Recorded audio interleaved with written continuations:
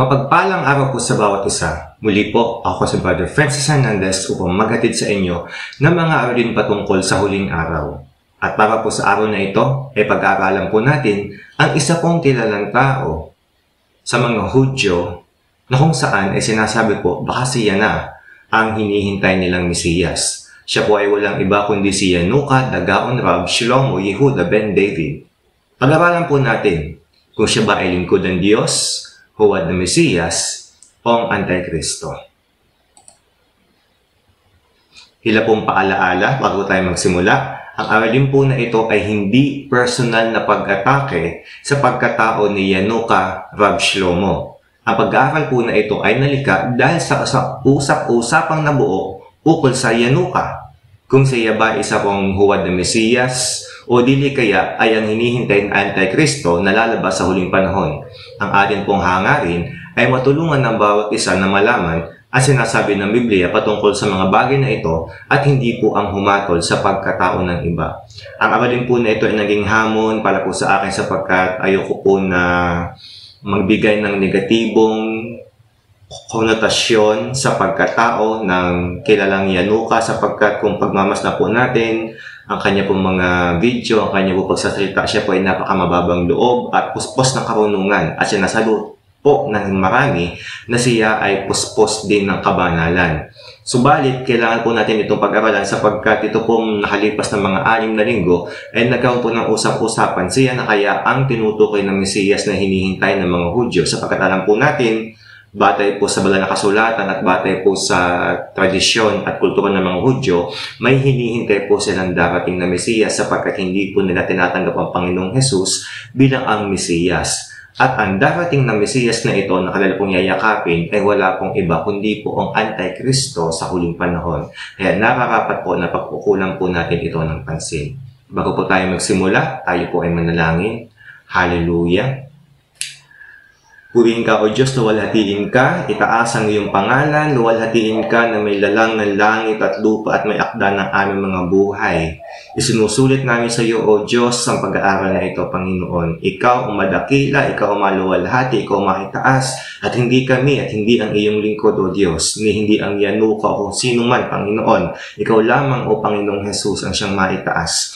Ama, nagpapakumbaba po kami sa inyo pong harapan, patawad, O Diyos, sa aming pong mga pagkakasala, patawad, O Diyos, sa aming mga karumahan. Ama, linisin kami ng banal na dugo ng Panginoong Jesus at pagkalooban ng bagong puso, ng bagong isip, ng bagong dila, ng bagong mga kamay at bagong mga mata, ng bagong mga tenga.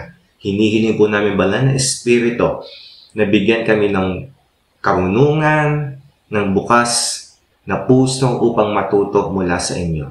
Ang lahat ng gawa ng kaaway, katigasan ng puso, kalituhan, sa banal na pangalan ni Jesus aming sinasawata in Jesus' name, maging ang Espiritu ng kapalaluan in Jesus' name, at ang iyong kaluwalhatian lamang, O Diyos, ang pumuspos sa aming mga puso at sa aming mga buhay. Sa banal na pangalan ni Jesus, let your holy blood cover us right now. We need and sanctify our hearts and our lives before you.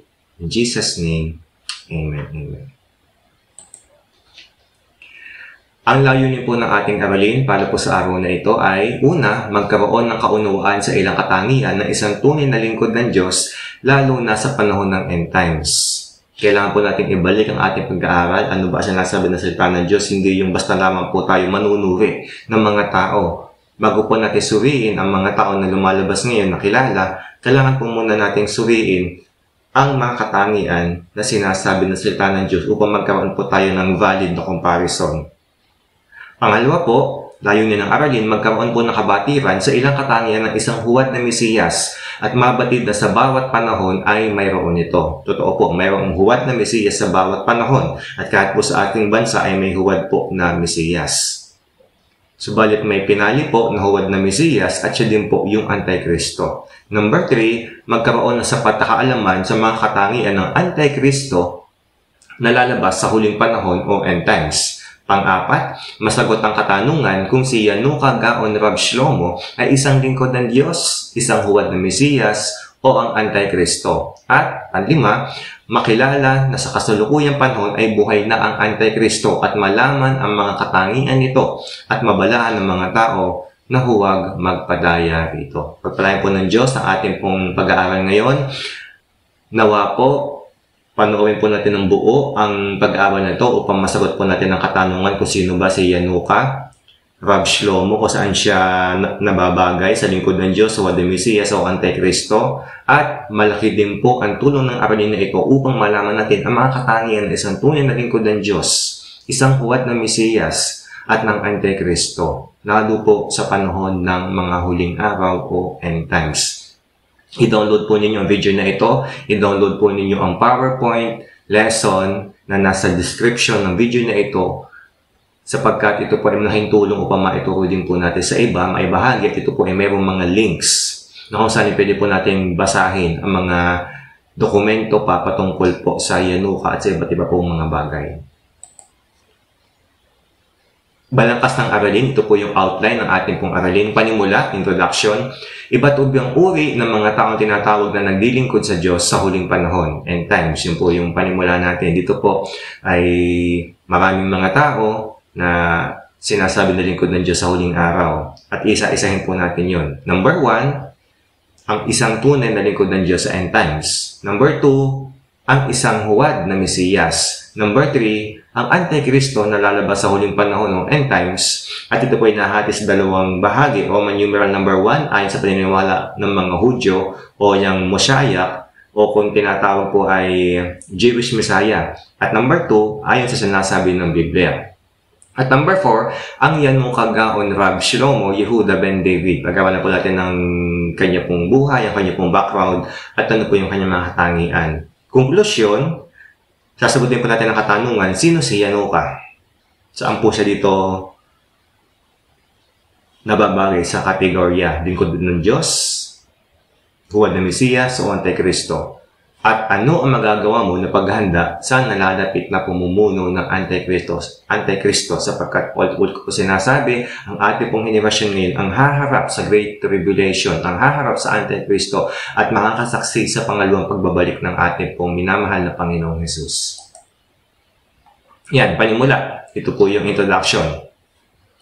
Sa panahon ng end times ay magkakaroon ng iba't ibang tao na makikilala bilang mga naglilingkod sa Diyos. At kahit po noong una pang panahon, at kahit po sa panahon po ni Jesus, madami po mga grupo ng mga tao na kinikilala bilang naglilingkod sa Diyos. At mayroon po mga grupo na akala nila sila ay naglilingkod sa Diyos. Akala nila sila po'y pumapatay. Noong po si Pablo ay Saulo pa, akala ni Saulo sa kanya pong pagpatay sa mga mananampalataya, siya po ay naglilingkod sa Diyos. At sa panahon po natin ngayon, mas marami ang inaakala kalalang sarili na naglilingkod sa Diyos.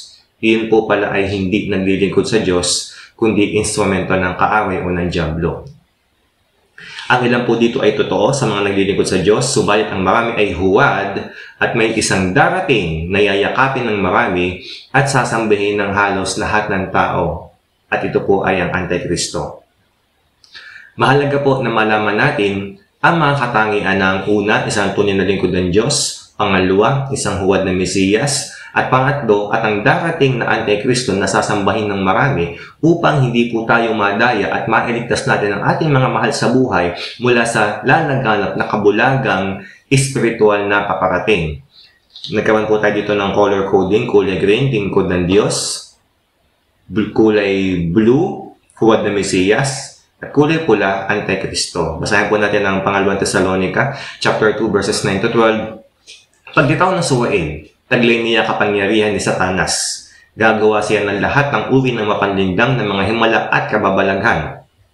Gagamit siya ng lahat ng uri ng pandaraya sa mga mapapahamak dahil ayaw nilang mahalin na katotohanan na makapagliligtas sana sa kanila. Dahil dito hahayaan ng Diyos na sila'y malindang na espiritu ng kamalian at maniwala sa kasinungalingan. Sa gayon, napaparusahan ang lahat ng natuwa sa paggawa ng kasamaan sa halip na maniwala sa katotohanan. Mga kapatid, ito po ay nais ko pong bigyan diin sa ating po mga puso. Kailangan po nating mapag-aralan ngayon ang mga katangian ng Antikristo sapagkat paglabas po ng suwail, paglabas po ng Antikristo, ang suwail po ay iba pang tawag sa Antikristo. Paglabas po ng suwail, paghihintulutan po ng Diyos na madaya ang lahat ng hindi sumasampalataya kay Kristo. Madaya upang yakapin nila ang Antikristo, sambahin at maging sunod-sunuran at magpatatak ng marka ng halimaw. Kaya po mga kapatid, ito po ang pagkakataon natin na magdoble po tayo ng effort na manalangin para po sa ating mga mahal sa buhay, iduha sila, ipag-ayuno at ibahagi ang kaligtasan sa ating pong mga mahal sa buhay, sa ating pong iglesia at sa mga nalalamig, doon po sa ating mga kaibigan, kakilala, huwag na po tayong mahiya, iluhod po natin sila sa pananalangin at ibahagi po natin si Kristo sa kanila pong mga buhay, sapagkat kapag hindi po sila nanampalataya sa Panginoong Hesus at nagkaroon ng marubdob na pag-ibig sa Panginoong Hesus, pagdating po ng Suwail o ng Antikristo, pahihintulutan po ng Diyos na sila ay madaya. Ito po yung lalabas na kabulanan espiritual sa buong mundo at sa panahon na yon, lahat po ng mga tao na tumanggi kay Kristo at lahat ng mananampalataya na malamig sa pananampalataya at backslidden o ng backslide, sila po ay yayakap at sasamba sa Antikristo. Kaya dapat po nating seryosohin ang bagay na ito. Ito po ang araw ng kaligtasan, ibahagi po natin sa Jesus, sapagkat paglabas po ng Suwail, ang mga tao po na hindi nananampalataya sa Panginoon ay lubusang mapapahamak. Tuloy po natin. Nais ko po ito bigyan ng pansin, 2 Thessalonica 2:11 sa Tagalog at sa King James. Nais ko po itong bigyan ng diin dahil dito hahayaan ng Diyos na sila malinlang na espiritu ng kamalian at maniwala sa kasinungalingan. Sa gayon, napaparusa ng lahat ng natuwa sa paggawa ng kasamaan sa halip na maniwala sa katotohanan. Sa English, and for this cause, God shall send them strong delusion that they should believe a lie. Ang strong delusion po mismo ay magmumula sa Diyos. Hindi po magsusugo ang Diyos ng bagay na upang tayo po ay likas na matisod. Hindi po, sapagkat ang Diyos po ay hindi author ng kasalanan. Ang ibig lamang po sabihin ng talatang ito, pahihintulutan ng Diyos na sila po ay madaya sapagkat sa loob po na mahabang panahon, binigyan niya ng pagkakataon ng tao na manampalataya kay Jesus, subalit lagi nilang tinatanggihan si Jesus. Kaya po sa oras na ito, sa nakatakdang oras na ito, palalabasin, pahihintulutan na ng Diyos na lumabas ang Antikristo, ayon po sa plano ng Diyos at ayon din po sa pagkilos ng Diablo, lalabas na po ang Suwail at madadaya po ang marami. Mga kapatid, ito po yung oras nababalit ang kaliling mo sa daigdig. Kaya po dito ko sinasabi sa ating pong mga video, piliin po natin ang katotohanan at tiyakin po natin saan ba nakatuntong ang aking paa? Sa katwiran ba? O sa mapagkunwaring katwiran? Sa katotohanan? O sa mapagkunwaring katotohanan? Ang akin ba pagiging mananampalataya ay balat kayo lamang? O totoo mula sa aking puso? Mga kapatid, ito po ay seryosong panawagan. Piliin po natin si Jesus sa oras na ito, sa araw na ito, at isukop na po natin ating buong buhay sa Kanya. Hindi po maaari ang malinggamgam na pananampalataya at pag-ibig. Sapagkat sa oras po ng Great Tribulation, kahit po sa panahon po ng Tribulation pa lamang, madami pong mananampalataya ang tatalikod. Madami pong mananampalataya ang manlalamig ang pag-ibig dahil sa paglaganap ng kasamaan. At kapag napag-abutan ka sa mga panahon na yon, na ang pananampalataya mo ay mabuhay, na ang pananampalataya mo hindi solido, pagdating ng Antikristo, ikaw ay madaraya at ikaw ay yayakap at sasamba sa Kanya. Kaya ito po ay seryosong panawagan. Ayusin po natin ang ating relasyon sa Panginoon at ang ating pong relasyon sa kapwa. Ang araw po ng kaligtasan ay ngayon at huwag na pong ipagpabukas. Paglitaw ng Suwail, taglay niya kapangyarihan ni Satanas, gagawa siya ng lahat ng uri na mapanlingdang ng mga himala at kababalaghan. Gagamit siya ng lahat ng uri ng pandaraya sa mga mapapahamak dahil ayaw nilang mahalin ang katotohanan na makapagligtasan sa kanila. Dahil dito, hahayaan ng Diyos na sila malinlang na espiritu ng kamalian at maniwala sa kasinungalingan. Sa gayon, mapaparusahan ng lahat ng natuwa sa paggawa ng kasamaan sa halip na maniwala sa katotohanan. Sa makatuwid po, ang paglabas po ng Suwail ay isa pong instrumento ng Diyos upang salain, digligin, kung sino ang sa Kanya at kung sino ang hindi. Ulitin ko, gagamitin instrumento ng Panginoon Diyos ang paglabas ng suwail upang ligligin, salain kung sino ang sa Kanya at kung sino ang hindi tunay na sa Kanya. At sa paglabas po na ito, mapaparusahan ang lahat ng natuwa sa paggawa ng kasamaan. Kahit po yung mga nagpapakilalang silang Kristiyano, kung sila ay natutuwa sa paggawa ng kasamaan ngayon, palihim man o lantad, maliit man o malaki, kung ito'y kanilang sinasadya at minamahal, yung mga kasalanan na yun, hayag man o hindi, mga mananampalataya, binabalaan po tayo ng salita ng Diyos. Pagdating po ng suwail, baka po huli na sa atin ang lahat sapagkat tahintulutan po ng Diyos na tayo po ay mapahamak kung ang ating buhay bilang mananampalataya ay maligamgam at nabubuhay pa rin sa kasalanan, idolatria, galit, hindi pagpapatawad at marami pang iba.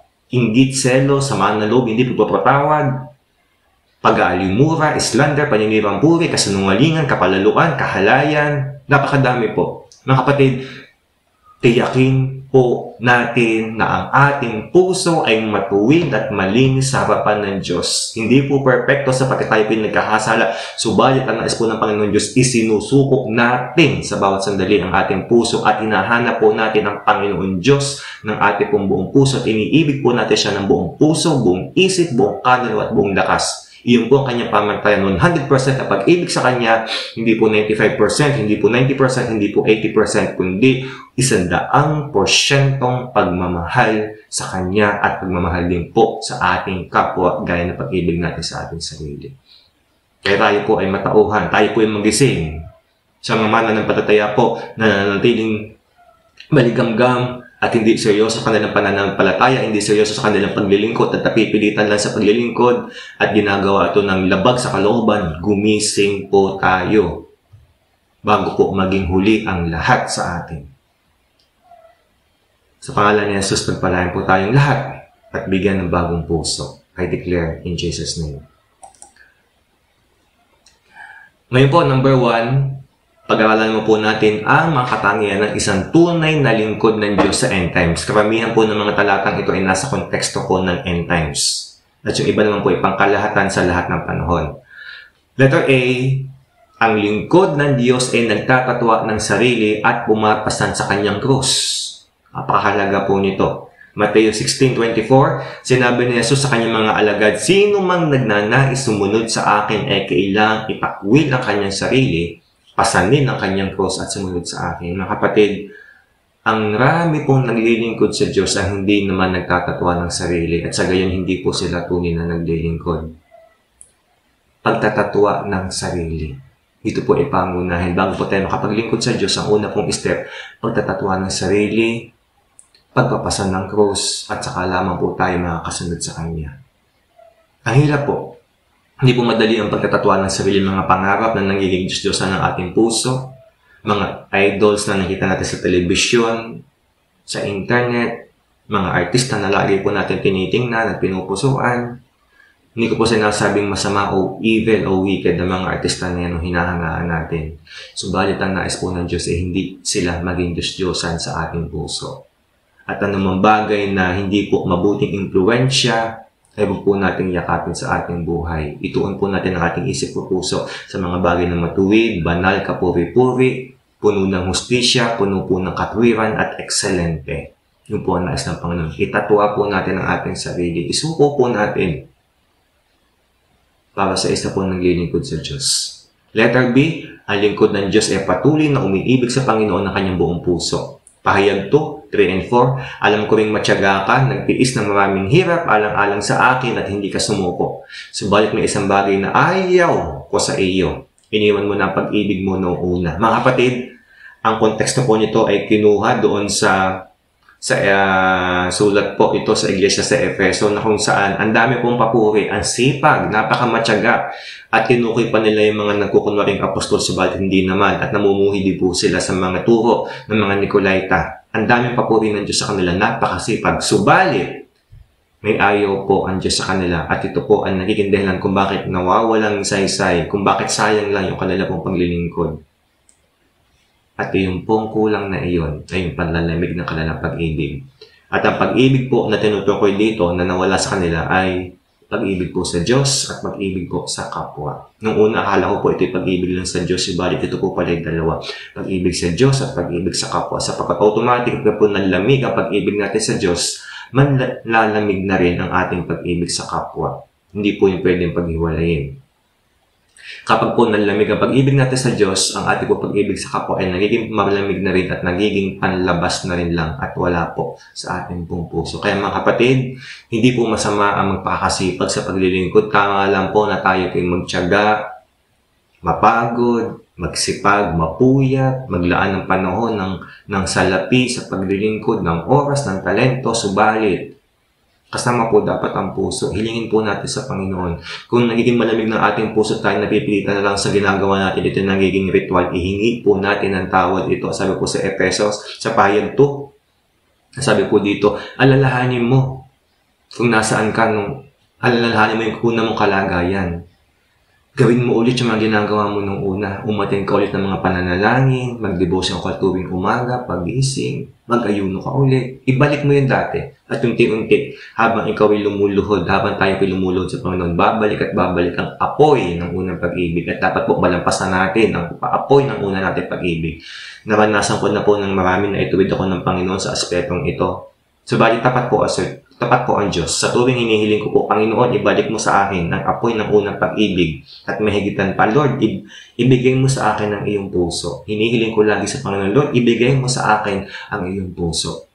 Ganito po kayo manalangin, hindi po bilang isang formula, kundi mula po sa inyong puso. Sa pangalan ni Jesus, Lord, let your heart be my heart. Let your mind be my mind. Let your soul be my soul. Let your mercy be my mercy. Let your judgment be my judgment. Let your wisdom be my wisdom. Father, let your heart manifest deeply in my heart. Let your love manifest deeply in my life.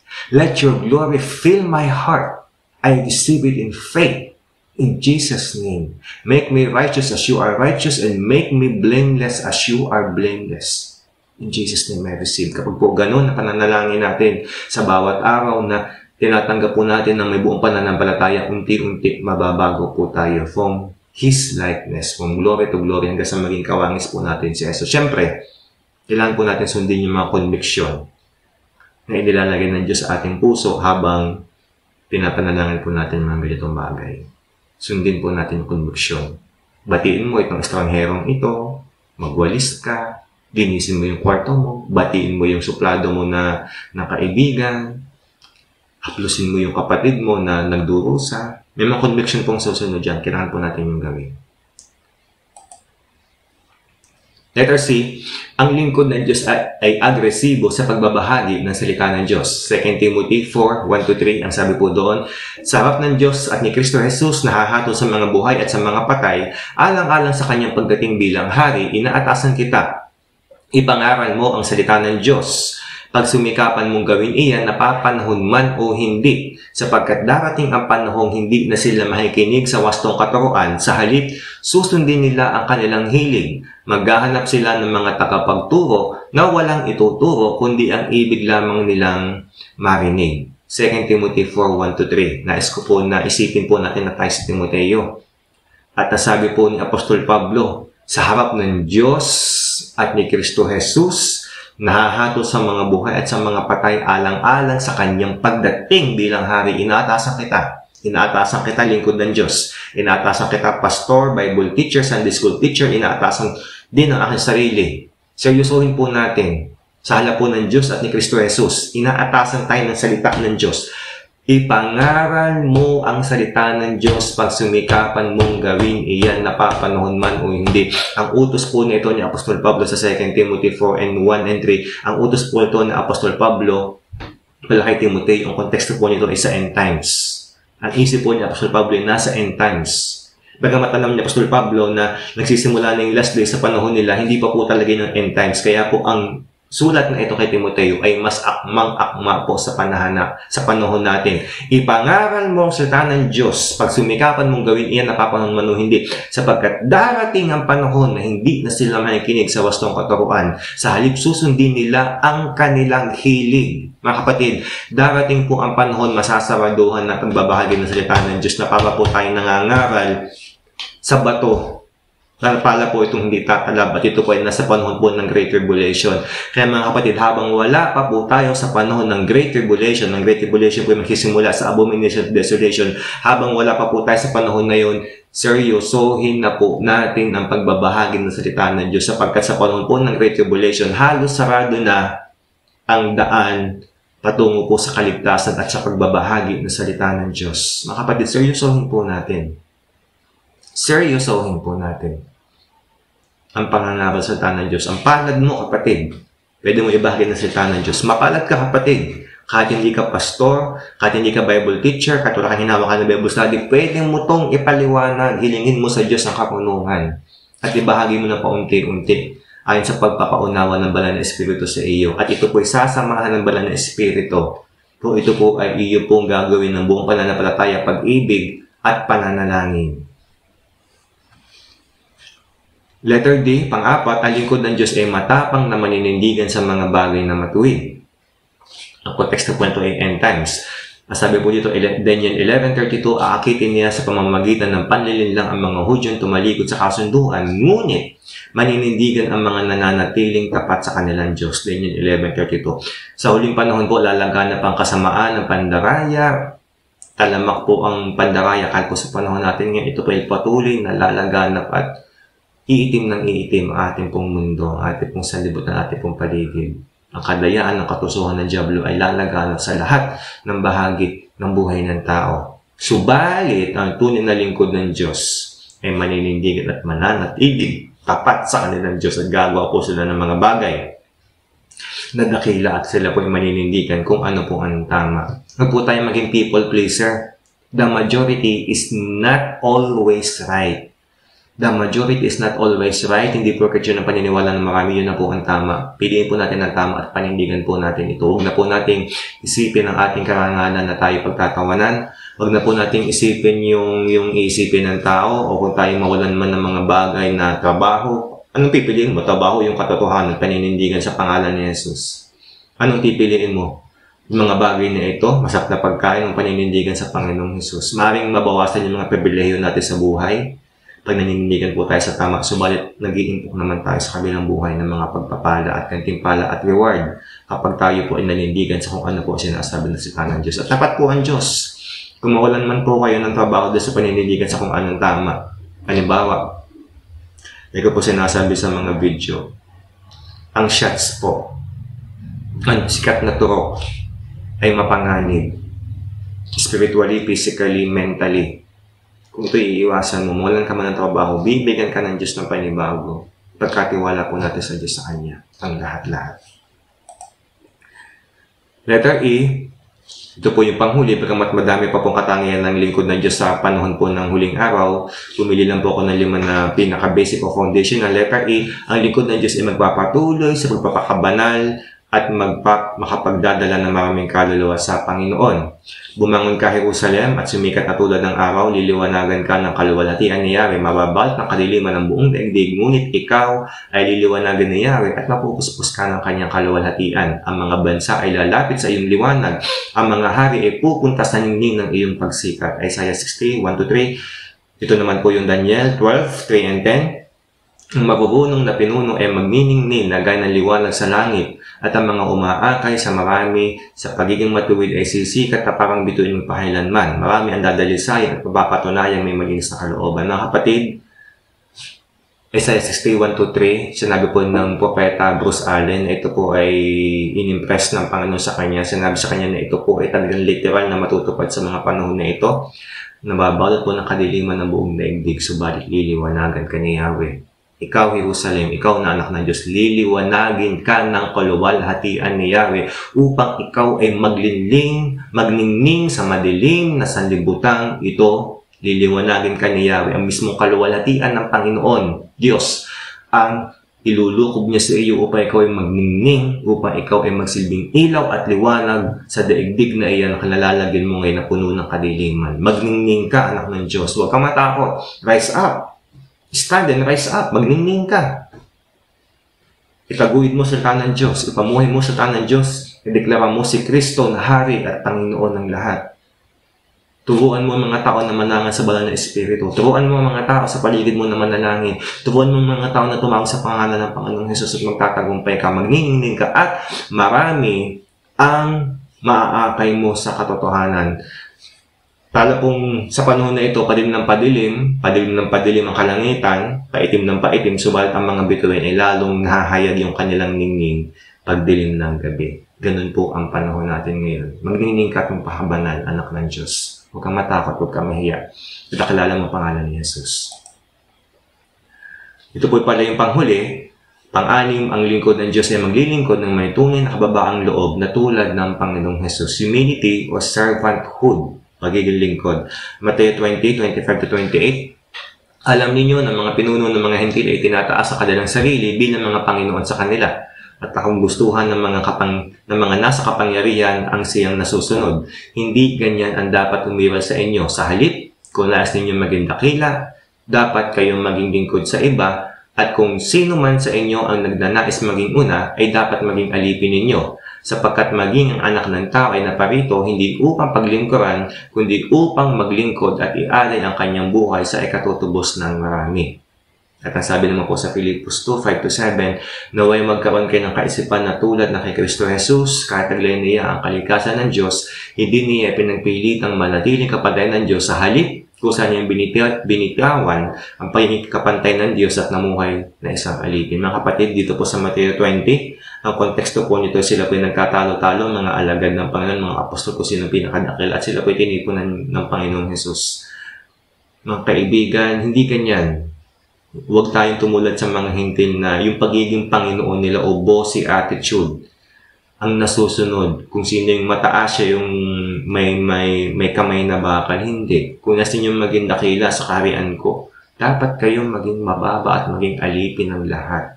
Kung nasa ninyong maitaas, alisin ninyo sa inyong isipan na pagiging mataas, kundi magpakababa kayo. Mga kapatid, dapat ko po itong pagdiinan ng pansin sapagkat kakaunti po ang naglilingkod ngayon na may kababaang loob. At inaamin ko po, kailangan ko pong iluhod ito lagi upang hilingin ng kababaang loob sa aking sarili sapagkat mahila po talaga ito. Ito po ibiyaya at sa kapangyarihan ng Diyos lamang pwede po natin isabuhay. Yung kababaang loob habang naglilingkod, ito po ay hindi po likas sa atin. Ito po ay bunga po ng pagkilos ng banal na Espiritu sa atin. At salamat, ang nakipagkaisa po kay Kristo ay bago ng nilalang. Salamat, pwede po natin angkinin sa ating sarili na may kababaang loob ako sa pamamagitan ng kapangyarihan ng banal na Espiritu at ni Kristo sa aking buhay.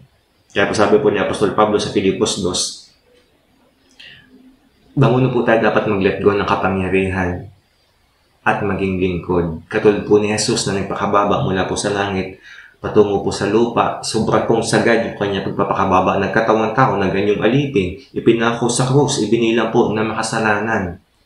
Sobra po yung pagpapakababa ng Panginoong Jesus. Napakataas na kalagayan bilang anak ng Diyos, bilang Diyos. Tapos nagpakababa, sobrang baba.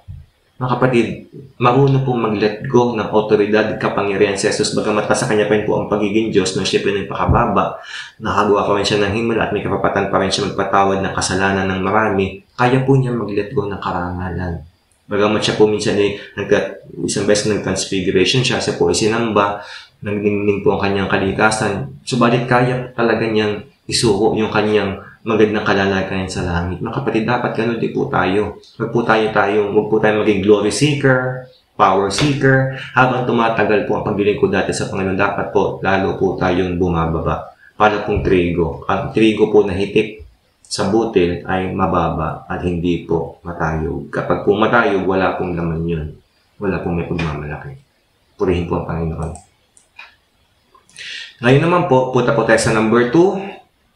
Ang isang huwad na Mesiyas. Basahin po natin yung mga talata. Ang konteksto po ito sa end time, sa huling araw. Ang isang huwad na Mesiyas. Bagamat sa bawat panahon po, ay may lumabas na huwad na Mesiyas. Nagpapadala na siya ang Mesiyas. Katulad po sa ating bansa, sa Davao, mayroon po doon nagpapakilala na lingkod ng Diyos na sinasabi niya, siya ang anak ng Diyos at siya po ang Mesiyas. Ang tawag po doon ay isang huwad na Mesiyas sapagkat si Jesus lamang po ang ating pong Mesiyas. Sabi po doon, Mateo 24:3-5, 23-25 to 25, habang si Jesus ay nakaupo sa bundok ng mga olibo, palihim siya ang tinanong ng kanyang mga alagad, kailan po ba mangyayari ang mga sinabi ninyo Ano po ang magiging palatandaan ng inyong muling pagparito at ng katapusan ng mundo? Sumagot si Jesus, mag-ingat kayo upang hindi kayo mailigaw ni numan. Maraming paparito sa pangalan ko at magpapanggap na sila ang Kristo at maraming silang maililigaw. Kung may magsasabi sa inyo, narito ang Kristo o naroon siya, huwag kayong maniwala. Sapagkat may lilitaw ng mga huwad na Kristo at mga huwad na propeta. Magpapakita sila ng mga manghanghimala at mga kababalagan upang iligaw kung maaari maging ang mga hinirang ng Diyos. Verse 25, tandaan ninyo, ipinagpaon ako ng sabihin ito sa inyo. Mga kapatid, kasama po sa tanda ng huling araw o ng end times ang paglabas po ng mga huwad na Kristo o huwad na Mesiyas. At ito po ay marami. Kahit po nung panahon pa po ng mga apostol, marami na po lumabas na huwad na Mesiyas. At habang papalapit ang muling pagbabalik ng Panginoong Hesus, lalo pong dumadami ang kanila pong bilang. Mag-research lang po kayo sa Google, sa DuckDuckGo, sa Bing.com at itype po ninyo false Messiah, fake Messiah, ang dami pong lalabas. At pag-aralan po natin yung kanila pong mga ilang katangian. Sabi po dito, at iba po mga talata. Iba po mga talata po pala muna. 1 John 4, 2 and 3. Ito ang palatandaan ng Espiritu ng Diyos nga ang nasa kanila kung ipinapahayag nila na si Kristo ay dumating bilang tao. Kung hindi gayon ang kanilang pinapahayag tungkol kay Jesus, hindi mula sa Diyos ang Espiritu nasa kanila. Ang Espiritu ng kaaway ni Kristo ang nasa kanila. Espiritu ng kaaway ni Kristo, ibig sabihin po niya, Spirit of Antichrist. Narinig na ninyo, ito'y darating at ngayon nasa libutan pa. 1 John 4, 2 and 3. Sa English, hereby know ye the Spirit of God. Every spirit that confesseth that Jesus Christ is come in the flesh is of God. And every spirit that confesseth not Jesus Christ is come in the flesh is not of God. And this is the spirit of Antichrist, whereof ye have heard that it should come, and even now already it is in the world. Ayun, ang huwad na Mesiyas po ay nagtatagli din po ng espiritu ng Antikristo. Hindi po yung mismong Antichrist na malaki, kundi po spirit ng Antikristo. Ibig sabihin kumakalaban po sa kay Kristo o sa Diyos. Ang konteksto po, kaya kung bakit po ito sinulat ni Apostol Juan, ito sulat na ito, ang konteksto po nito, kung bakit po niya sinasabi ang mga dapat ang tunay na lingkod ng Diyos na nagpapakilala na si Jesus ay dumating bilang tao. Konteksto po nito, madami pong mga Hudyo noon ang may maling katuroan patungkol po kay Jesus. Para sa kanila, si Jesus ay Diyos lang, subalit hindi tao. Kaya po si Jesus po sa kanila ay phantom. Para pong ghost, para pong hologram na masyadong divine, 100% God, pero hindi man, hindi tao. Kaya po pag ginanon mo, yung kanya po katawan, tatagos po ang iyong kamay sa kanya pong katawan. Kaya po sinabi ni Apostol Juan, pag ang turo nila ay gano'n, na hindi si Kristo dumating bilang tao, Antikristo yan. Huwad yan na guro. Ang konteksto po nito, ang isa pong huwad na Mesiyas o isa pong huwad na Mesiyas ay nagtataglay po ng maling katuroan, subalit sila po inababalot ng pagiging religyoso na parang Kristiyano. Ayun. Ano po ang mga katangian ng isa pong huwad na Mesiyas? Ito po ay panmaramihan po ito po ay maliliit na Mesiyas na nagtataglay ng espiritu ng Antikristo. Mga katangian ng isang huwad na Mesiyas na nagtataglay ng espiritu ng Antikristo, yung maramihan ng Antikristo, yung pong maliliit na Antikristo, hindi po yung final na Antikristo. Letter A, ang isang huwad na Mesiyas ay may anyo ng pagiging espiritual at religyoso. Lahat po ng lalabas na huwad na Mesiyas ay may anyo ng pagiging espiritual at religyoso. Letter B, ang isang huwad na Mesiyas ay may malalim na kaalaman sa kautusan at sa salita ng Diyos. Ayun, karamihan po ng mga false teachers, fake teachers ay may malalim na kaalaman sa salita ng Diyos, subalit tinitwist po nila. 90% truth, 10% lie. Okay, 95% truth, and 5% lie. Tinitwist. At yun po yung kaunting lie na yun, kaunting kasinungalingan, yun po yung libadura na nagpapaalsa na kung saan ay dumadaya ng marami. Letter C, ang isang huwad na Mesiyas ay maaaring magkaroon ng kakahiyahang gumawa ng maraming kababalaghan. Kalimitan po yung pagpapagaling. Subalit inilalayo ka naman sa Diyos. Wow, parang gumaling nga. Sa katotohanan, kung maraming pagpapagaling at iyon po ay maglalayo sa atin sa Diyos. Letter D, pang-apat, ang isang huwad na Mesiyas ay magkakaroon ng maraming tagasunod. May balot po sila na espiritu ng kadayaan, spirit of witchcraft, deception, na kung saan kaya po nilang papaniwalain ang mga walang banal na espiritu ng Diyos. So makatuwid, ang isa pong hindi mananampalataya ay kaya pong tangayin ng huwad na Mesiyas. Kaugnayan po ng huwad na Mesiyas at Antikristo, ipagkukumpara po natin, meron po kasing overlapping yan o pagkakahalintulad o overlapping ng kanilang pong karakteristik. Huwad na Mesiyas at Antikristo. Doon po tayo sa mga maliliit, ang isa pong huwad na Mesiyas, ibig sabihin isang huwad na Mesiyas, maramihan ay taglay po ang espiritu ng Antikristo. Ibig sabihin, maramihan sa maraming kapanahunan simula sa panahon ng mga apostol. 1 John 4, 2 and 3. Ibig sabihin po, isa pong huwad na Mesiyas, false Messiah, dahil madami nga pong false Messiah, si pong maliliit na false Messiah, ay nagtataglay po ng spirit ng Antikristo.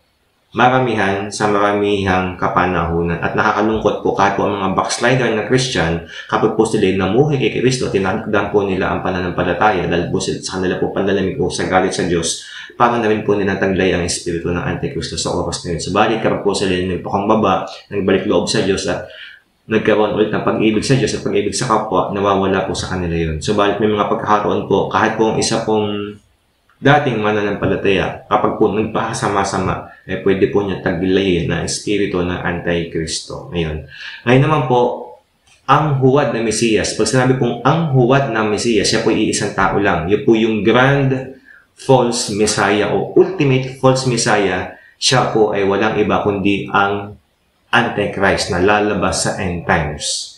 The grand false Messiah is also the true Antichrist of the end times. Ito po ay iisang tao na lalabas sa huling panahon, end times, at mamumuno sa buong mundo. 2 Thessalonica chapter 2, yung po yung Suwail. So maliwanag po ugnayan ng huwad na Mesiyas at Antikristo, nagpa-partner po yan. Ang isang huwad na Mesiyas, maramihan, maliliit na huwad na Mesiyas, taglay po nila ang espiritu ng Antikristo. At ang huwad, major na false Messiah, siya po yung Antichrist na lalabas sa end times.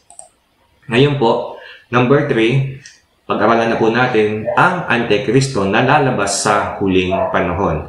2 Thessalonica chapter 2 verses 3 to 11, medyo mahaba po ito, basahin po natin. Huwag kayong mapapadaya kanino man sa anumang paraan, hindi darating ang araw ng Panginoon hanggat di pa nagaganap ang huling paghihimagsik laban sa Diyos at ang paglitaw ng Suwail na itinakda sa kapahamakan. Itataas niya ang kanyang sarili at kakalabanin ang lahat ng kinikilalang Diyos at sinasamba ng mga tao. Uupo siya sa templo ng Diyos at magpapakalalang siya ang Diyos. Hindi ba ninyo natatandaan? Sinabi ko na ito sa inyo nang ako'y kasama pa ninyo. Hindi pa nga lamang nangyayari ito dahil may pumipigil pa at alam ninyo kung ano iyon. Lilitaw ang Suwail pagdating ng takdang panahon. Ngayon pa man ay gumagawa na ng hiwaga ang kasamaan at mananatiling ganyan hanggat di naaalis ang humahadlang sa kanya. Kung maalis na ang humahadlang, malalantad na ang Suwail. Ngunit pagdating ng Panginoong Jesus, papatayin niya ang Suwail. Bubugahan niya ito ng hininga mula sa kanyang bibig at pupuksain sa pamamagitan ng kanyang nakasisilaw na liwanag. Verse 9, paglitaw ng Suwail, taglay niya ang kapangyarihan ni Satanas. Gagawa siya ng lahat ng uri na mapanlinglang ng mga himala at kababalaghan. Gagamit siya ng lahat ng uri na pandaraya sa mga mapapahamak dahil ayaw nilang mahalin ang katotohanan na makapagliligtas sana sa kanila. Dahil dito hahayaan ng Diyos na silimanin lang ng espiritu ng kamalingan at maniwala sa kasinungalingan. 2 Thessalonians 2, 3 and 11. Ako text na po nito, kaya po ito sinulat ni Pablo, nililinaw niya na hindi pa ito yung araw ng Panginoon, hindi pa ito yung judgment of day o day of the Lord. Kasi maunang lalabas ang Suwail ang Antichrist. Kasi kung akala ng mga taga-Thessalonica, parating na yung day of the Lord o yung 7 bowls of judgment at 7 trumpets of God. 7 bowls, 7 vials na day of the Lord sa panahon po ng tribulation. Sabi ni Apostol Pablo, hindi pa. Lalabas muna ang Antichrist. At sa panahon po nila, hindi po ito naganap. Ito rin magaganap sa ating panahon. Sabi naman po sa Pahayag 13, 5-8, may kinalaman po din po ito sa Antikristo. Unang halimaw, pinahintulutan magsalita ng kayabangan ang halimaw. Napapastangan sa Diyos at magkari sa loob ng 42 taon. Buwan. Ibig sabihin po ng 42 months ay 3.5 years. Nilapastangan nga niya ang Diyos, ang pangalan ng Diyos, ang tahanan ng Diyos, at ang lahat na nakatira doon. Pinahintulutan din siyang digmain at lupigin ang mga hinirang ng Diyos at binigyan siya ng karapatang mamahala sa bawat lahi, lipi, wika at bansa. Sasamba sa kanya ang lahat ng nabubuhay sa ibabaw ng lupa, maliban sa mga taong ang mga pangalan ay nakasulat sa aklat ng buhay bago palikain ng salibutan. Ang aklat na ito ay pag-aari ng korderong pinatay. Dito po, ang Antikristo ay maghahari sa loob po ng 3.5 months. Ito po ay sa Great Tribulation, kung saan siya po ibibigyan ng karapatan na digmain, dupigin ang mga tao sa buong mundo, maging po ang mga mananampalataya sa bawat lahi, lipi, wika at bansa. Ibig sabihin worldwide ng kapangyarihan po, authority na ipapahiram po sa kanya ng Diyos. Subalit ito din po talaga ay bigay po sa kanya ni Satanas. Subalit pahintulutan lang po ng Diyos. Subalit hindi sasamba sa kanya ang mga tao, ang mga mananampalataya na ang pangalan ay nakasulat sa aklat ng buhay. Kaya mga kapatid, piliin po natin si Jesus. Anihin po natin sa ating sarili na talagang ang ating pangalan ay nakasulat sa aklat ng buhay. Pahayag 19, 19 and 20, at nakita ko nagkatipon ang halimot ang mga hari sa lupa kasama ang kanilang mga hukbo upang kalabanin ang nakasakay sa kabayo at ang hukbo nito. Nabihag ang halimaw, gayon din ang huwad na propeta na gumawa ng mga kababalagan sa halap ng halimaw upang dayain ng mga taong may tanda ng halimaw at sumamba sa larawan nito. Ang halimaw at ang huwad na propeta ay inihalis ng buhay sa lawa ng apoy na nagliliyab sa asupre. Sa panahon po ng Second Coming, tatalunin po ni Jesus ang halimaw o yung Antichrist at ang huwad na propeta. Ang huwad na propeta po yung second beast. Ang first beast ay yung Antichristo. Ito po naipaliwanag ko na po sa video ko na Mark of the Beast. Ngayon naman po, ang Antikristo nalalabas sa huling panahon. Ano po ba yung mga katangian ng huling huwad na Mesiyas na lalabas sa huling panahon ng Antikristo? Yan. Ito po yung huling false Messiah at siya din po yung Antikristo. Ito po yung great na grand o ultimate na false Messiah at siya din po yung Antikristo of the end times. Number 1, Roman numeral number 1, pag-aralan po muna natin yung false Messiah na pinaniniwalaan po ng mga Hudyo. Sa kanila po, hindi ito false Messiah, tunay na Mesiyas, sapagkat sa mga Hudyo po, mga kapatid, bibigyan ko po kayo ng background. Ang mga Hudyo po, karamihan po ng mga Hudyo ay hindi naniniwala na si Jesus ang Mesiyas. Totoo po yun. Nung po ako ay college, naging curious po ako, talaga ba, totoo ba na hindi naniniwala ang mga Hudyo na si Jesus ang Mesiyas? Pumunta po ako sa Yahoo Chat, may Yahoo Chat pa po na dati noon, ngayon po yata ay wala na. Yahoo Chat room, Jewish, mga Hudyo, Jewish room. Nagtanong po ako doon, what do you think of Jesus? Is Jesus the Messiah? Then, nag-reply po sila, no, Jesus is not the Messiah. We are waiting for the Messiah. Ayun. Kaya po, kapag po tayo ay nagpunta po ng Israel, mag-ingat po tayo kung tayo po ay nagdedeklara ng pangalan ni Jesus. Sabi po nung pastor na nag-speak po sa amin, si Pastor Voltaire, doon po sa servant leadership, kung ikaw ay nag-iisa lang sa Israel, at pinupaklima mo si Jesus, pwede kang mapahamak, pwede kang mabugbog, mabato, o physically harassed dahil tinutuya po nila ang pangalan ng Jesus para sa kanila, hindi po ito ang Mesiyas. Kaya po mga mananampalataya doon, pag nangangaral ay grupo. O kaya sumasama po sila sa ibang grupo, sa ibang relihiyon upang sila po ay may proteksyon. Kaya po, ipanalangin po natin na patuloy na magkaroon po ng mga missionaries sa Middle East, maging po sa Israel upang si Jesus po ay may palaganap sapagkat hanggang sa ngayon, madami po sa kanila, di naman po lahat, pero karamihan po sa kanila ay hindi naniniwala na si Jesus ang Mesiyas. Ito po yung katangian ng Mosiah o ang Jewish Messiah, ayon po sa panulat ng mga Maimonides. Ang Jewish Messiah po ay isa pong pinunong Hudyo na nagsumikap sa pag-aaral ng Torah at maselan tungkol sa pagsunod sa mitzvot. Ayun.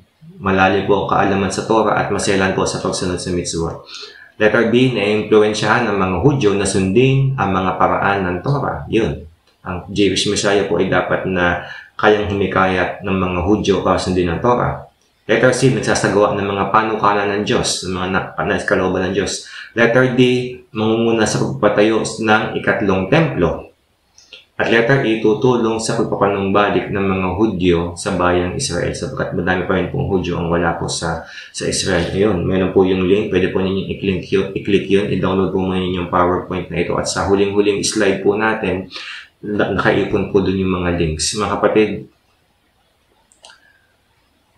ito po yung katangian ng Jewish Messiah na kanila pong hinihintay. Ito po na lima na ito. Ngayon naman po, ayon pa rin po sa paniniwala ng mga Hudyo, sapagkat sila po ay lumalampas po sa kautusan at gumagawa po ng kanila po mga sarili na panukala, meron po silang dalawang Mesiyas.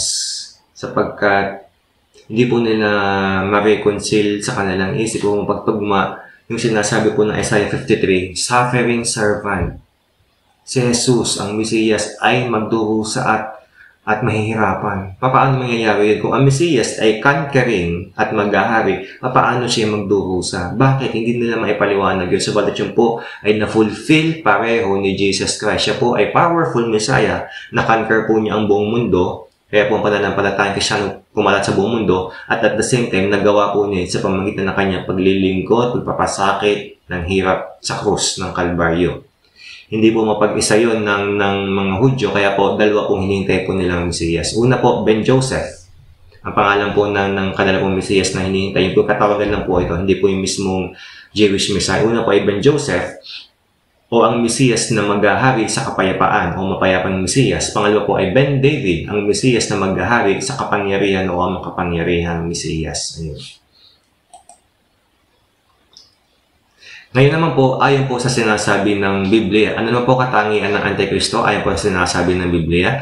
Sa huling panahon o end times ay may lalabas na isang tao na tuwirang lalabas sa Diyos at sa mga panukala ng Diyos sa pamamagitan ng pagiging huwad na Kristo o huwad na Mesiyas. Tinatawag siya bilang Antikristo ng mga mananampalataya bagamat hindi ganoon ang tawag sa kanya ng Biblia. Subalit may po mga maliliit nga ng Antikristo katulad po nung nasabi ko kanina sa unang Juan 2 at 14 at 4. Sa Biblia po, ang katawagan po sa Antikristo ay ang mga katawagan po na ito na nakalagay po ngayon sa screen.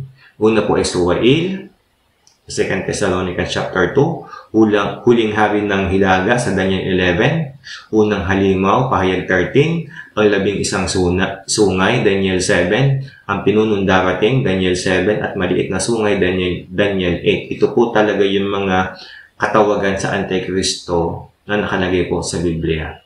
Pero ikinapit po natin sa mga mananampalataya ang pangalang Antikristo upang makilala po natin siya. Ayun. Pwede po ninyong basahin ito sa inyong mga Biblia, i-download po ninyo itong PowerPoint upang mas ma-review po ninyo ng mas malalim. Ayan. Isa-isahin po natin ang katangian ng Antikristo na lalabas sa huling panahon. Ito po ay 12 katangian. Hindi po ito kompleto, sabat ito po yung pinaka basic o common na katangian po ng Antikristo. Letter A, ang Antikristo ay tatawagin ang Suwail. 2 Thessalonians chapter 2 verse 3, hihilahin na niya ang buong mundo sa pagkakasala at pagre-rebelde laban sa Diyos. 1 John 4. Hanggang sa lubusang pagkapahamak. 2 Thessalonians chapter 2. 8-10. Sisikapin niya ang baguhin ng mga kautusan at panukalan ng Diyos at lilinlangin ang mga Hudyo. Ayun. Suwail, rebellion, ang isa po sa pangunahin na katangian ng Antikristo. Hihilahin po niya ang buong mundo upang magrebelde sa Diyos. Ayaw po niya na nag-iisa lang siya nagre-rebelde sa Diyos. Hihilahin po niya ang buong mundo sa pagkapahamak. Letter B, ang Antikristo ay lilitaw bilang ang manliligtas o Savior, huwad na Mesiyas. Daniel 11 and 2 Corinthians 11. Itataguin niya ang pangbuong mundong kapayapaan at pagkakaisa. 1 Thessalonians 5. Mga kapatid, nung una pa lang, kahit hanggang ngayon, ang common po na nakatangin Antikristo ay Savior. Lalabas po siya sa panahon na may kaguluhan sa daigdig. Kaya po ito pong giyera sa Russia at Ukraine, ito po ay lalaki. Sa pag-aaral po namin, ito po ay lalaki.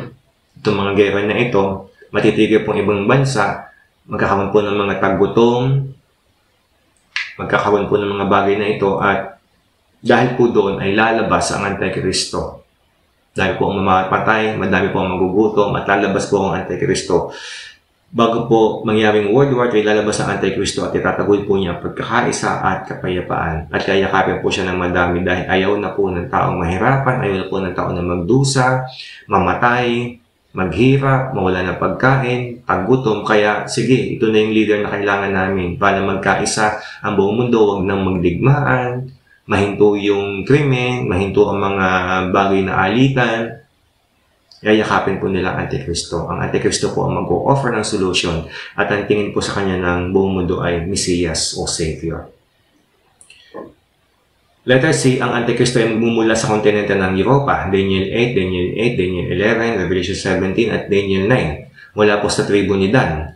Ang tribo po ni Dan ay hindi kasama sa 144,000 ng mga pinili ng Birhen. 144,000, ito po ay nasa pahayag. Chapter 7, kung di po ako nagkakamali. Ang tribo ni Dan ay lumikas na Greece sa panahon ng Exodo. Ayun. Isa po sa popular na, hindi po ako 100% na sigurado dito, subat madami po nagpapatunay po dito kahit po yung mga kaibigan ko sa Amerika na nag-aaral po ng end times. Ang Antikristo po ay nanggagaling sa kontinente ng Europa. Europe, hindi po Assyrian. Sabi po sa naibay, Assyrian. Kaya daw po si Yanuka Rab Shlomo ay Antichrist dahil siya po ay Assyrian. Ang Antichrist daw po ay Assyrian. So, para po sa aming pag-aaral, hindi. Kaya po sa 144,000, isa po sa interpretasyon, kaya po sa 144,000 hindi kasama po ang tribo ni Dan sapagkat doon po magmumula yung Antichrist. Kaya po may dugo po siya ng Hudyo sapagkat siya po ay may mula po sa tribo ni Dan na anak po ni Jacob. Ayun. At ang tribo po ni Dan ay lumikas po sa Greece sa panahon po ng Exodo. Nung si Moises po, inilalabas po niya mga Israelita mula po sa Ehipto, ang tribo naman po ni Dan ay pumunta po sa bansang Greece. At Letter D, ang Antikristo ay makakaunawa at gagamit ng mga malabo o itim na salita, panggagaway o witchcraft, Daniel 8, upang mandaya, mahusay siyang magsalita, pahayag 13.5. Ang interpretation po nito ay ng mga dark languages, dark sentences sa King James in this version. Ang isa po sa interpretation nito ay pagiging mga salita po ng may kinalamang witchcraft, occult, o incantation, mga incantation, o kaya naman po ay kahusayan sa pagsasalita na nakapandaya po ng tao. Para pong si Hitler, na po siya nagbibigay ng speech, very charismatic, very energetic, kaya po yung mga soldiers ni Hitler ay nagkaroon din po ng puot sa mga Hudyo. Hindi pang karaniwang puot sa mga Hudyo sapagkat magaling po magsalita si Hitler. Tao po siyang evil anointed. May anointing mula po sa masama. At ganoon din po, ang Antikristo ay magkaroon po ng kakayanan sa mga bagay na ito sa kanya po pananalita. Letter E, ang Antikristo ay mataas na kapangyarihang militar at umiibig dito. Pahayag 13 verse 8, Daniel 11:38. Ang Antikristo po ay magkakaroon po ng backup na malakas na militar sa buong mundo po yun at iniibig po niya ang mga bagay na ito. Magkakaroon po ng sandatahan ng mga sundalo na malakas at pang buong mundo. Letter F, ang Antikristo ay magiging isa sa pinakamayaman tao sa buong mundo, Daniel 11:38-39. Makakontrol din ng Antikristo ang karamihan sa kayamanan ng mundo at magkakaroon ng matinding pagnanais para sa pagpapakasaya sa sarili, pahayag 18:1-19. Karamihan sa kayamanan ng Antikristo ay makukuha pagkatapos maging pinuno ng mundo at ideklara ang kanyang sarili na Diyos. Ayun. So, ito po. Mayaman, isa sa mga pinakamayamang tao sa buong mundo sapagkat ang buong mundo po ay mapapasilalim ng kanyang kontrol at syempre po, yung kaperahan po ay kontrolado niya. Kaya po, malaki po ang posibilidad na magkaroon po ng one world currency o digital currency na iisa po yung flow at galawan. Ito po ay kontrolado, magiging kontrolado ng Antikristo. Letter G, ang Antikristo ay magiging isang likas na sinungaling. Siyempre, ang malakas ng ulingan sa Satanas, espiritu ni Satanas ang nasa kanya, likas na sinungaling. Ang talatang ito ay higit na tumutukoy sa mga tagasunod na Antikristo na handang tanggapin ang kanyang mga kasinungalingan dahil napupuot sila sa katotohanan. Maabot na Antikristo kapangyarihan sa mundo sa pamamagitan ng mga kasinungalingan. Daniel 11:23. Hindi lamang po Antikristo magiging sinungaling, kundi po maging po ang kanyang mga tagasunod. Lahat po na may tatak ng marka ng halimaw 666 ay iirig sa kasinungalingan at magiging mga sinungaling din katulad po ng Antikristo. Letter H, ang Antikristo hindi magpapahalaga sa mga ninanais o sinasamba ng babae. Daniel 11:37, reference 1 Timothy 4:1-3. Isa po sa interpretation dito ay hindi po mag-aasawa ang Antikristo. Mataas po ang posibilidad dahil po nagayahin niya si Jesus na hindi po nag-asawa. Malamang po ang Antikristo hindi rin mag-asawa. Kaya naman po ipagbabawal niya yung kasal. Ipagbabawal niya yung mga bagay na ginagawa po ng mga babae. At kabilang po dun siguro ay yung pagbabawal sa kasal. 1 Timothy 4:1-3, sa huling araw ipagbabawal po ang kasal. Letter I, ang Antikristo ay palalo. Siyempre po hambog. Ang Antikristo ay sasambahin kasama ng kaharian ng halimaw, yung beast system na inilalatag na po ngayon, nalilikain ni Satanas. Itataas ng Antikristo ang kanyang sarili sa lahat ng huwad na Diyos, lalapastanganin ng tuping ng Diyos, at sa huli ay ipahahayag ang kanyang sarili bilang Diyos. So makatuwid po ang Antikristo ay hambog, palalo, at ang beast system po ay magiging hambog din o palalo. Kaya po lahat ng lumalaban dito sa sistema ng halimaw ay tutuligsain at yuyurakan. Kasama po dito, una sa lahat ng mga mananampalataya, yuyurakan po sila. At ang Antikristo po, ikakalabanin po ang lahat ng mga false god, mga Diyos ni ng mga Buddhist, Hinduist, Confucianism, iba't iba pong relihiyon sa buong mundo, kakalabanin po yun ng Antikristo. Kahit po ang tunay na Diyos na si Yahweh at ang tunay na Diyos na si Jesus, ilalabanan po ng Antikristo. At sa kalulihan, ipapahayag po niya ang kanya pong sarili bilang Diyos. Kaya po, laban siya sa lahat ng Diyos. Letter J, pansampo, darating ang Antikristo sa kanyang sariling pangalan. Ngunit bibigyan ng otoridad ng Diyos. Ito po yung kapahintulutan na mamahala sa daigdig at lupigin ng mga mananampalataya. Susuportahan ng kapangyarihan ni Satanas. Gagawa po siya ng mga himala, suportado kapangyarihan ni Satanas. Ang Antikristo at ang huwad na propeta. At magiging ganap na may kontrol sa buong mundo.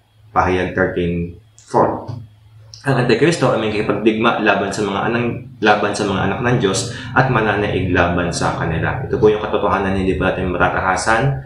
Bagamat tayo po ay madaig ng Antikristo, ibig po sabihin nito ay mapatay, mapugutan ng ulo, matutukan ng baril at mabaril. Yun po yung kahulugan nito, hindi po sa espiritual, kundi sa physical. Tayo po ay matatalo ng Antikristo. Siyempre po, may mga pagkakataon na tayo po ay magkakaroon ng himala, hindi tatalban ng bala, hindi po makikita ng mga sundalo ng Antikristo. Naniniwala po ako na lalaganap yun sa mga huling araw. Subalit, pahintulutan pa rin po ng Diyos at talaga po mangyayari pa rin na tayo po ay masugatan, dumugo, at mapugutan ng ulo dahil sa pagtanggi sa tatak ng halimaw.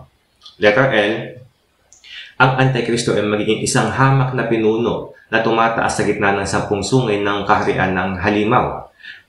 Ay magiging mas mabangis ang Antikristo kaysa sa iba pang mga 10 hari, subalit magiging iba kaysa sa iba pang 10 hari at dadaigin ng 3 sa iba pang hari na walang kaharian. Makakamit niya ang pandaigdigang kapangyarihan at ibabagsak ang ilan sa mga pinakadakilang pinuno. Ito po yung dapat po natin na bantayan. Ang Antikristo po ay humble beginnings na kung saan siya po ay maliit na sungay na kung saan ay insignificant o maliit na lalabas po mula dun sa 10 sungay. May lalabas po ng isa, kaya pala po siya magiging 11 lahat. Tapos, yung pong 3 na sungay dito po sa 10 ay kanya pong dadaigin, pala siya po ang pumalit doon. Ganun po ang paglabas ng Antikristo. At ang 10 hari na yun ay bigla na lang po yung maiele kasi po sa nakasulat po sa Daniel at saka sa pahayag, in an hour, in a single hour, lalabas po yung 10 kaharian na yun na may 10 hari. At doon po sa panglabing isa, lalabas po ang little horn ng Antikristo at kukunin po niya yung kapangyarihan ng tatlong kaharian o ng 3 hari.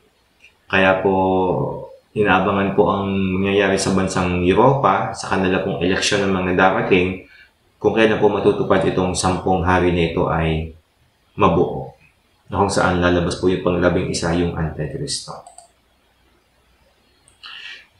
Ngayon, number 4, nasa number 4 na po tayo, ang Yanukagaon Rav Shlomo Yehuda ben David. ito na po yung pagtalakay natin sa ating pong isa sa mga tauhan na kilala po ngayon sa buong mundo. Na kung saan napuko po ito yung attention ko dahil sabi po doon sa isang balita, ito po yung headline ng balita na yon dito po sa israeltoday.co. Ito po yung link sa ibaba. Sabi po doon, Israeli rabbi says he's already holding meetings with Messiah. Ang isa daw pong sikat na rabbi ay nagsasabi na nakikipagtagpo na, nakikipag-usap na po ng palihim sa Mesiyas nila. Sapagkat ang Antichrist po ay isa pong Jewish Messiah. Ang Mesiyas na tatanggapin ng mga Hudyo sa huling araw ay siya po yung Antichristo. Ayun. Sabi po dito sa balita, a recent interview in Israeli radio featured prominent rabbis explaining that the Messiah is just about to reveal himself. Rabbi Yaakov Sishlots, pasensya po, hindi ko mabasa ng tama, told religious broadcaster Radio 2000 that Rabbi Chaim Kanevsky, who passed away earlier this year, namatay na po, had told him that he, Kanevsky, was already in direct contact with the Messiah. Ayun. To understand why religious Jews are taking this seriously, it's important to know that Rabbi Chaim was considered one of the 2 or 3 top rabbis of the ultra-Orthodox Jewish community in Israel. Ayun. Yun daw po namatay na rabbi, si Rabbi Chaim Kanevsky, na iginagalang, kabila po sa 2 o 3 pinakamataas na mga rabbi sa Jewish community ng Israel, ultra-Orthodox Jewish community ng Israel. Sabi po ng rabbi na ito ay nakipagtagpo na siya sa Mesiyas. At ito po ay sinabi niya doon at sinabi po ito ni Rabbi Yaakov. Ngayon, dahil po patay na ito si Rabbi Chaim, sino po? Sino po itong tinutukoy niya na Mesiya na nakatagpo na niya dati pa? At ito po ay, sabi po sa huling paragraph, and Rabbi Shishlot says that Kanevsky and others of the mystical concealed rabbis had tasked him with informing the public of the Messiah's imminent arrival. At may special po siyang mensahe na sabihin mo mula dun sa grupo ng mga rabbi, mga mystical na palihim, sabihin mo sa publiko na malapit na dumating ang Mesiyas. Ayun. Kaya po, abangan po natin itong mga susunod na balita. Mahalaga po na inabangan po natin yung Jewish Messiah na yayakapin nila.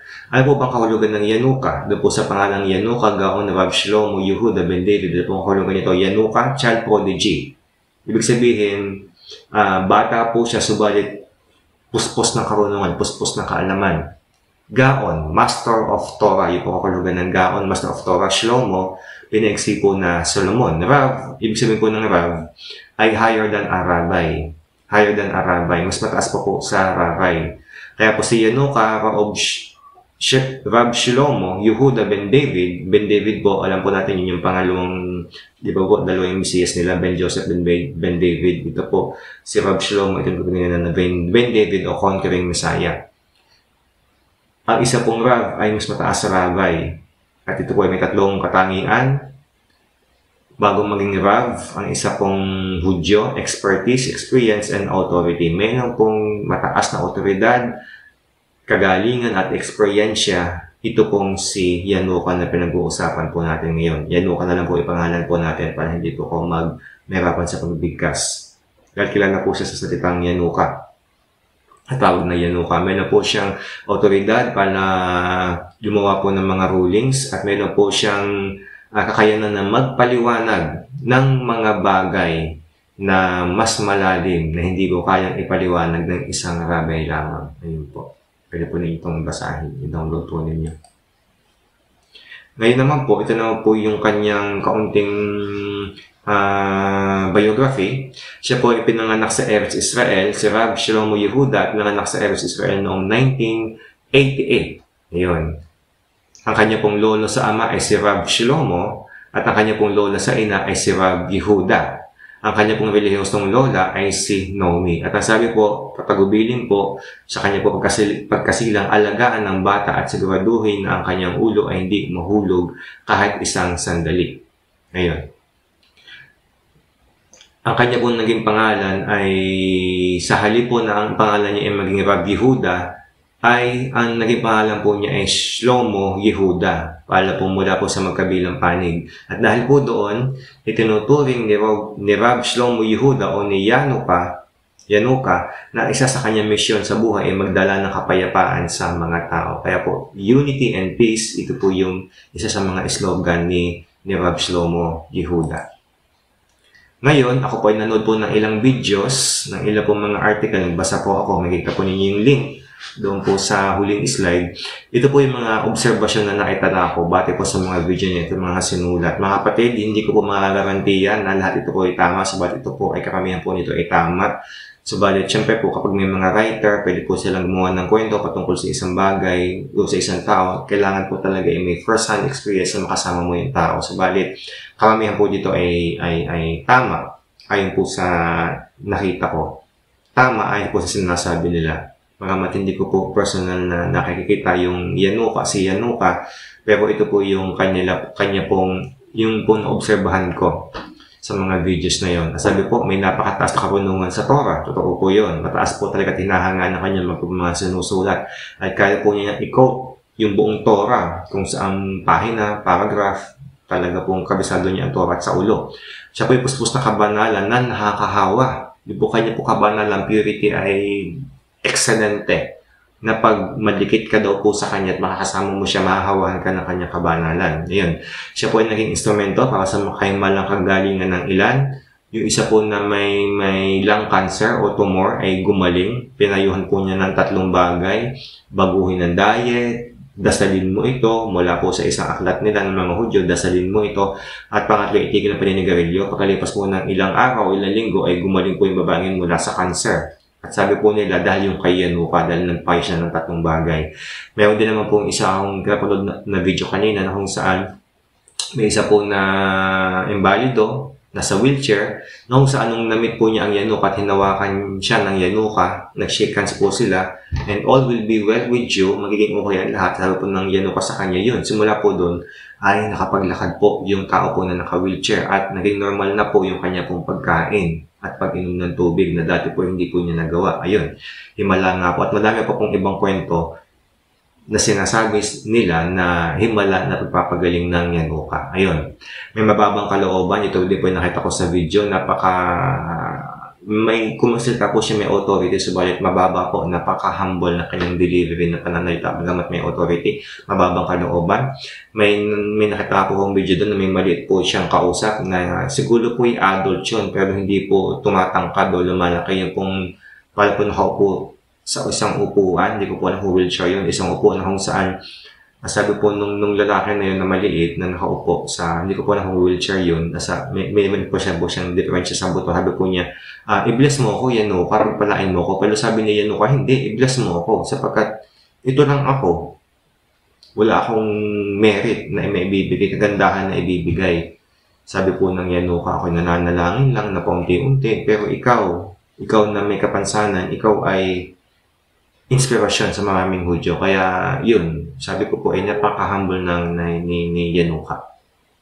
Isa pa pang katangian, pinaniniwala po ng madami na siya po ay makapagpapadala ng kapayapaan sa Middle East, na kung saan madami pong kaguluhan at madami pong gera. Ang Yanuka daw po na ito ay may kakayanan na magpadala ng kapayapaan sa Middle East at may mahusay na pagtugtog sa keyboard. Nakita ko po sa isang video na siya po ay tumutugtog po sa keyboard. At panghuli, malaking pagpapala para sa mga Hudyo na naghahanap ng karunungan at paggabay lalo sa mga bagay na may kinalaman sa Torah. Ito po yung pinatotohanan po ng marami sa mga Hudyo, maging po ng mga rabay, ng kapwa-rabay. Naman siya po yung mas mataas sa rabay, siya po ay Rav. Ang laking pagpapala po niya. Lahat po. Sabi pa nga po doon, ang kanyang karunungan ay kasing lawak ng dagat. Kung saan ang dami niyang alam pagdating sa Torah. Lahat ng sagot mo, halos lahat. Doon po sa biography na nakasulat po sa kanya sa isang video, halos lahat ng bagay ay mayroon siyang kaalaman. Ayun, kaya po, ang taas ng kanilang pagtingin sa kanya pong karunungan sa Torah at talaga pong siya ay naging ilaw ng mga Hudyo. Yun po yung isa sa mga tawag sa kanya, ilaw ng mga Hudyo. Ngayon, bago sa konklusyon, ito pa ay batay sa salita ng Diyos, sa pag-aaral ko sa karakter ng Yanuka, naging po doon sa Jewish Messiah na tradisyon ng mga ng mga Hudyo. Ano po yung conclusion po natin? Sino si Yanuka Rab Shlomo Yehuda? Una po, ito po ay hindi siya ang Antikristo. Ayun. Hindi niya taglay ang karamihan sa mga katangian ng Antikristo.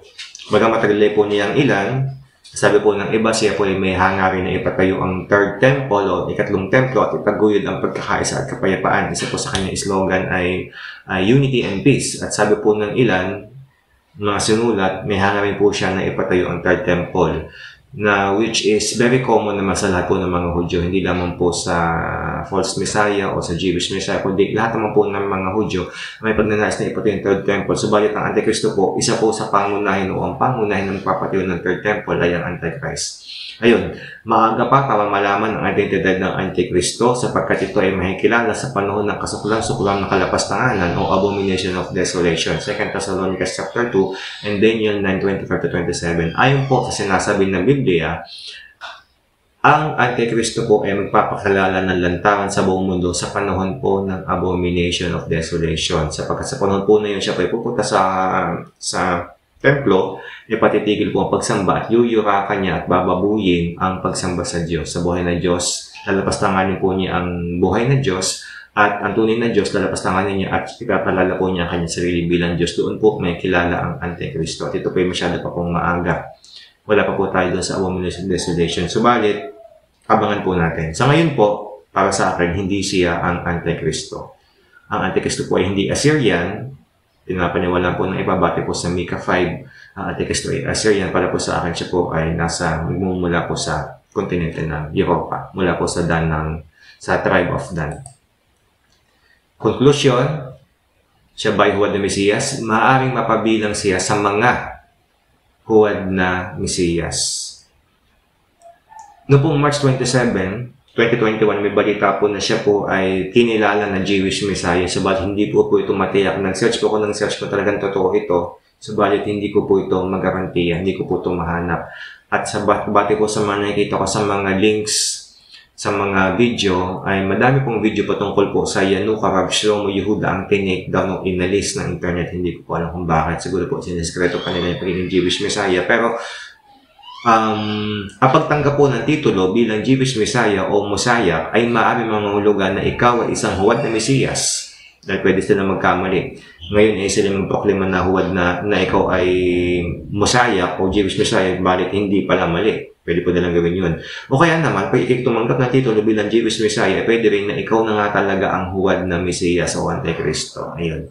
Kaya po kapag hindi po natin alam, maaari pong si Yanuka ay mapabilang sa mga huwad na Mesiyas at maaari din naman pong hindi. Hindi po natin alam. Hindi ko po masabi sapagkat hindi ko po ito makita.